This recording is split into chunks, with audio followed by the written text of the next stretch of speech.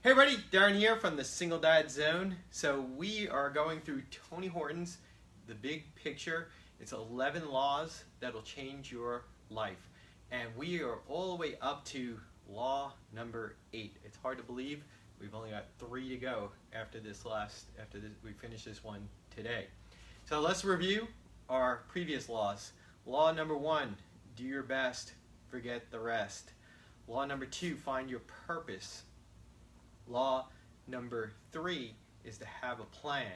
And then we have these 3 to kind of all work together, which is variety is the spice of life, law number 4. Law number 5 is you need to have consistency. Law number 6 is you need intensity. Law number 7 is love it or leave it. And now we're up to law number 8. Law number 8 is get real. So there are 2 types of people in this world, and we all know them. Person type number 1 is someone who is very self-reflective. They accept responsibility for their actions. They're always thinking about ways that they could be better. Oftentimes they read personal development books, and they're always trying to improve, and they're always accepting responsibility for their own life. The second type of person is the person who doesn't have a clue, and those type of people, they're usually very angry and they don't accept blame for anything. Everything is everyone else's fault. I mean, we see a lot of these people today. They say, I don't want to get into politics, but they have a lot of hatred. They just feel like the world is the way it is because it's against me. Everyone is against me, and it's a big conspiracy. And I got a flat tire because someone caused that. I lost my job because it's someone else's fault. Everything is always someone else's fault. They never look inside.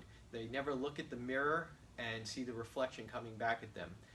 So those are the 2 types of people. And this law is to get real.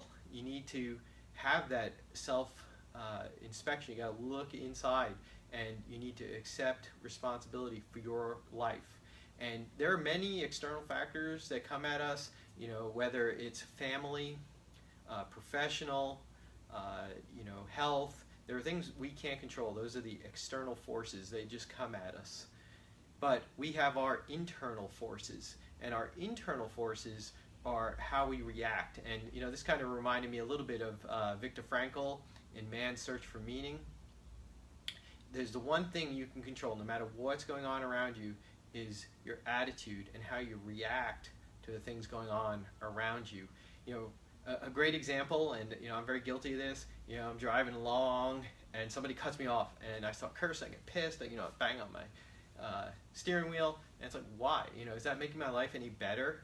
Am I getting some kind of value out of being so angry and raising my blood pressure and possibly getting in an accident because I get so mad? No. So I've actually gotten a little better with that, and now somebody cuts me off, I'm like, yeah, these things happen.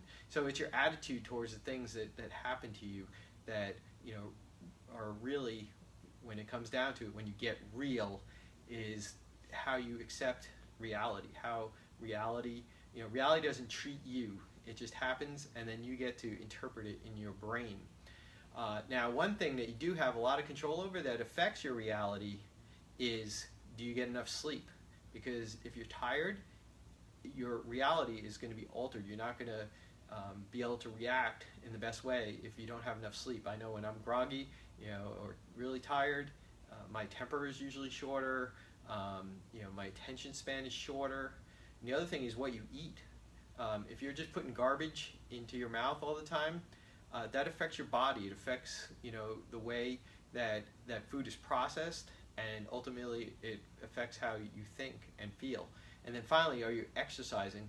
Exercise is a big factor in how you feel. It's a great way to relieve stress. It releases all these happy endorphins that make your brain happier, and that all affects your reality.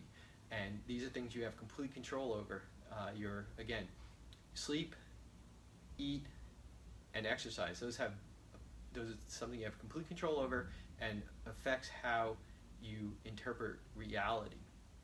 The next thing is he talks about, which I love, is to go through life with a smile, because people who are happier and can smile when bad things happen and have a good sense of humor, they're generally happier even when things go bad. So you got to try to, be happy. Obviously, there are circumstances where you can't be happy, but being happy has a big impact on how, when things come at you, how you handle them. So the key to being real is to self-reflect. That self-talk. When you talk to yourself in your mind, if you say, "Oh, I'm bad at this," or "I can't handle this," or "That's too hard," that self-talk comes out reflected in your reality. So you really need to do positive affirmations, reinforce that you're a good person, you work hard, you can handle anything, and it'll be reflected. Otherwise, it's a self-fulfilling prophecy. If you say you're bad, you're going to end up being bad. So it's time to get real.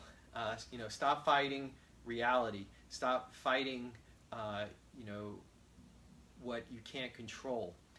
Be honest with yourself, and have some compassion with yourself. Accept you for you, and you're going to find that reality is not such a bad place. Anyway, again, I really appreciate everybody watching. We've gone through 8 of these laws already. It's flying by. We got 3 to go. I'll talk to you guys soon.